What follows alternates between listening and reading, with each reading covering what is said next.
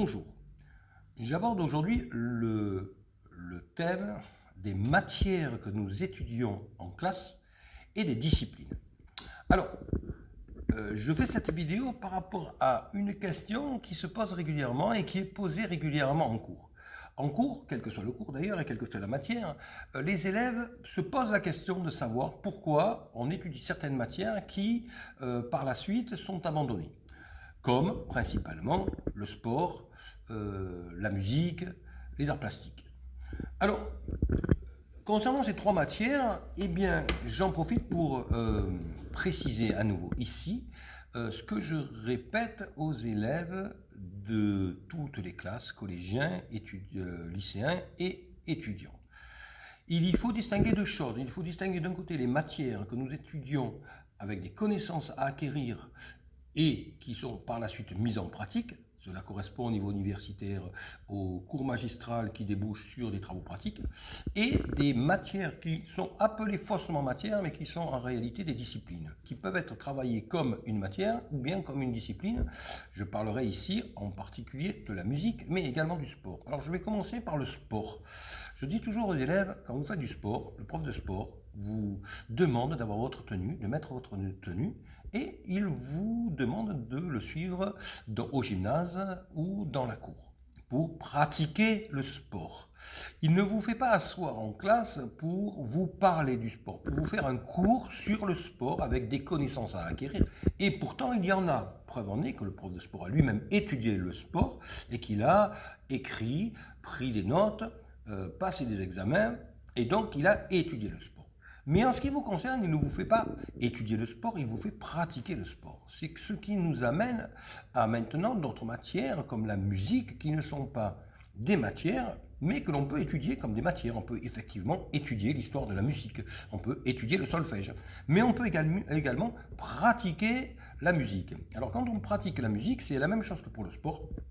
Eh bien, nous arrivons à l'étude, non pas à l'étude d'une matière avec des connaissances, mais à la pratique d'une discipline. Et c'est là que l'on comprend pourquoi ces matières-là ne sont pas des matières, même si elles sont appelées des matières, ce sont des disciplines qui sont des supports pour les autres matières. Et là, en sport, eh bien, en sport, on va apprendre à gérer son corps. Et en musique ou en art plastique, on va apprendre à gérer son esprit. Si un prof d'art plastique, par exemple, apprend à des élèves à manier le pinceau, eh bien sûr, les élèves vont manier le pinceau avec la main, mais leur main est dirigée par l'esprit, par le cerveau, de la même manière que la main du pianiste est dirigée par l'esprit. Et c'est là qu'intervient cette notion de discipline. L'esprit demande à être formé. Et c'est en formant l'esprit que l'on a des esprits pensants qui sont aptes à étudier des domaines qu'ils vont ensuite pouvoir pratiquer avec pour base des connaissances. Je réponds donc à tous les élèves collégiens, lycéens, étudiants qui se posent cette question.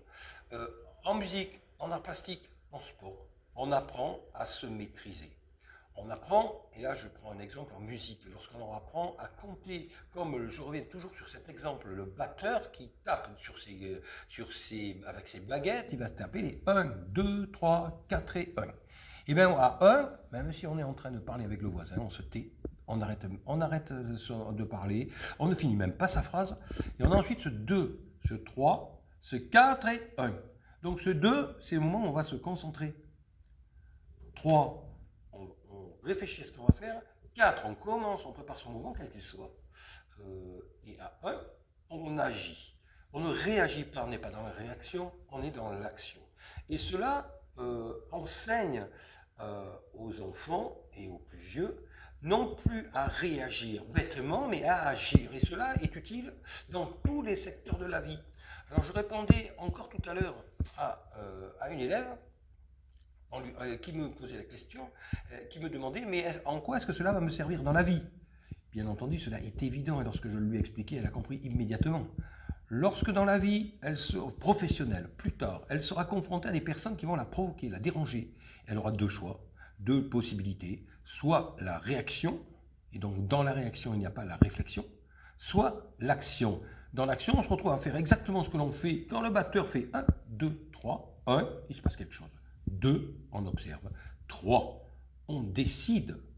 4, c'est ce mouvement, cette main qui se lève pour taper sur un djembé, pour taper sur un tambour, pour jouer du piano, pour prendre le stylo, commencer à écrire un cours. 4, on se prépare à agir tel que l'on a décidé d'agir au temps précédent, en vertu de notre observation au temps encore précédent, en vertu, cette fois-ci, de ce qui s'est passé au 1. Donc 1, il se passe quelque chose. 2, on observe. 3, on décide. 4, on se prépare. Et 1, on agit. Et donc, je prends l'exemple ici de la musique. Mais en musique, on a le temps d'expliquer ça aux élèves. Malheureusement, avec tous les autres élèves que j'ai dans d'autres matières, comme principalement en lettres ou en français, je n'ai pas le temps d'expliquer cela. C'est pour ça que je fais cette petite vidéo, pour qu'ils comprennent. Lorsque l'on est en cours, c'est ce que j'explique, et je vais terminer avec ça. Lorsque l'on est en cours, les élèves, de manière très générale, loupent le début du cours de la même manière qu'on louperait le début d'un film parce qu'on a autre chose à faire et qu'on loupe les 10 premières minutes. Je leur explique toujours, et je le dis dans beaucoup de mes vidéos, parce qu'il faut que les élèves, les étudiants comprennent ceci.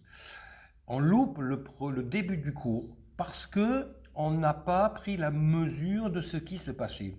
Alors, je schématise ça toujours avec le tempo, le rythme. On a 1, la sonnerie qui retentit. 2, on rentre. 3, le prof fait l'appel quand c'est au collège ou au lycée. Mais 4, c'est ce quatrième temps qui est tellement important. Ce quatrième temps, c'est le moment où, c'est ce temps intermédiaire où il ne se passe rien. C'est le quatrième temps où le prof a terminé et il va commencer le cours. Il n'a pas commencé. Il va commencer. Et c'est ce temps-là où les élèves, où tous les élèves loupent ce moment, et pourtant c'est le moment qui précède le démarrage. Et en loupant le démarrage, eh bien, il loupe le début. Et en loupant le début, eh bien entendu, la suite va se soucher sur quelque chose qui n'est pas précisé, qui n'est pas maîtrisé. Et c'est là que l'on voit des étudiants, des élèves qui ne comprennent pas quelque chose, non pas parce qu'ils sont idiots, comme ils le croient parfois, ou comme on leur fait croire, mais parce qu'ils loupent les débuts de cours. Et donc, je leur donne cette discipline suivante, qui consiste à dire à 1, la sonnerie retentit à 1. À 2, on rentre. À 3, le prof fait l'appel. À 4, on se prépare. On se prépare parce qu'à 4, le prof a fini l'appel, il va commencer le cours. Et à 1, il commence le cours. À 1, on commence le cours, donc là, on est présent. Comme je dis toujours, ce n'est pas la personne qui est à côté qui va remplir votre frigo dans votre vie. Ce n'est pas lui, ce n'est pas elle. C'est vous. Et donc, si vous loupez les débuts de cours, tous les débuts de cours, comme c'est très généralement le cas, eh bien, vous allez risquer de louper votre scolarité, ou en tout cas ne pas être au niveau, ça c'est absolument certain, au niveau auquel vous devriez vous situer. Et donc, cela veut dire que vous n'allez pas réaliser dans votre vie professionnelle ce que vous auriez dû réaliser parce que jeune, on n'a pas mis le doigt sur cette priorité qui consiste à ne pas louper le début de chaque cours. Alors après, bien sûr, comme je dis toujours, on n'est pas des statues, on n'est pas des momies, surtout des collégiens qui sont jeunes. Donc bien sûr, il va y avoir des moments de relâchement, mais c'est la même chose lorsque vous regardez un film.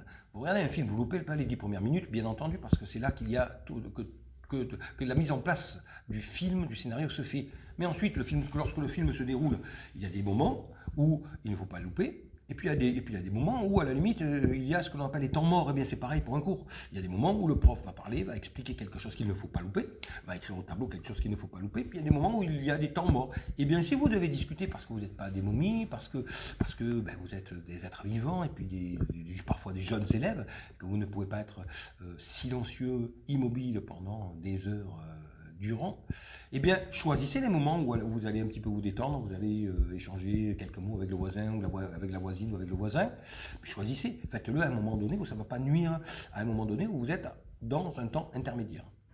Voilà, donc c'est là que j'explique par cette petite vidéo que je précise ce que je dis à mes élèves en cours, mais je ne peux le dire que dans certaines disciplines, je ne peux pas le dire dans d'autres matières.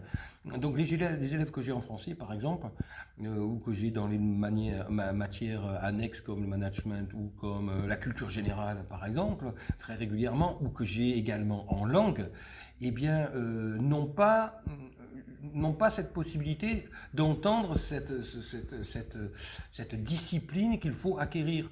Alors cette discipline à acquérir, je tiens quand même à le préciser, on ne dirait pas. Mais nos petits occidentaux, quand je dis petits occidentaux, parce que de par le passé, j'ai eu des classes d'étudiants à la faculté de Toulon-la-Garde qui étaient des classes quasiment composées que de Chinois, alors que j'enseignais, ou d'Asiatiques, alors que j'enseignais à ces étudiants en Master 1 et Master 2, le français, FLE, français, langue étrangère. Et bien avec ces étudiants-là, je dois avouer que j'avais des classes totalement disciplinées culturellement. C'était des classes dans lesquelles, lorsque je rentrais, il y avait le silence, car culturellement, ils savaient que l'on se tait en cours. Et bien, en ce qui concerne les Français, c'est vrai que c'est un gros problème. Les petits occidentaux sont des personnes indisciplinées de manière très générale. Alors, il y a des éléments très disciplinés, parce qu'ils ont l'éducation et qu'ils écoutent cette éducation. Mais il y en a un certain nombre qui ne le sont pas. Et si on considère qu'il y en a un tiers qui ne l'est pas dans une classe de 30, eh bien ça veut dire 10 élèves qui vont être suivis par 10 autres élèves, c'est-à-dire 20 élèves au total qui sont indisciplinés dans une classe. Si on ne fait pas cette discipline, si on ne la met pas en place. Donc en musique, j'ai cette possibilité de faire cette discipline, de mettre en place cette discipline et d'avoir une classe qui sait se taire à un signal, qui sait agir à un signal, qui sait se détendre lorsqu'il faut. En musique, je peux le faire. Dans d'autres matières, je ne peux pas le faire, je n'ai pas le temps, ce n'est pas le programme est lourd, je ne peux pas le faire. Et c'est pour ça que je fais cette petite vidéo, pour toutes celles et ceux avec qui je ne peux pas traiter ce problème en cours. Et je termine avec ça. Si vous voulez être bon, si vous voulez réussir votre scolarité, il n'y a pas 36 moyens. Il faut que vous utilisiez votre potentiel au maximum. Et pour utiliser votre potentiel au maximum, il faut que vous sachiez gérer ces rythmes. Donc je répète, 1, ça sonne. 2, on rentre. 3, le prof fait l'appel. 4, le prof va commencer le cours. Et là, on se tait. On se prépare. On a le cahier, on a les stylos, ils sont là. 1, il commence. Et là, il ne faut pas louper non plus. Il commence son cours. Il commence à parler, à aborder le thème qu'il va traiter tout au long de l'heure. Et là, il faut être là, être présent. Pas simplement physiquement, mais avec son esprit. 2, 3, 4, il commence, c'est le premier temps du cours, donc là il faut être présent, c'est comme le début d'un film, il faut être présent, il faut suivre. Et ensuite, une fois qu'on est bien dans le cours, bien sûr, on peut avoir une oreille inattentive qui parle avec le voisin ou qui écoute ce que dit le voisin, mais on est dans le cours. On ne loupe pas son cours. Alors que lorsqu'on n'a pas fait ça, bien souvent, on arrive à la fin du cours, on ne sait pas du tout, on a écrit de manière automatique, on a écouté de manière automatique, mais on n'a rien entendu, et on doit refaire le cours à la fin de la journée, si par hasard on a un contrôle et que le prof l'a dit. Alors je dis aux élèves, c'est quand même stupide d'avoir un cours de maths d'1 heure et de devoir refaire 2 heures de maths après, à la fin de la journée, parce qu'on n'a pas écouté pendant 1 heure, parce qu'on n'a pas eu le début. Voilà donc l'objet de cette vidéo à l'adresse de tous mes élèves, anciens élèves. J'en profite pour saluer mes anciens élèves de Cuers, mes élèves de Toulon, mes élèves de La Valette, je leur dis bonjour, et puis tous les étudiants de la faculté de la faculté de lettres à la Garde, et les étudiants également que je suis à Vitrolles. Je vous dis à bientôt pour une nouvelle vidéo. Vous pouvez mettre un petit like si jamais ça vous plaît, et vous pouvez également vous abonner, comme ça vous aurez au fur et à mesure les différentes vidéos, au fur et à mesure que j'en édite. Je vous remercie, je vous dis à bientôt.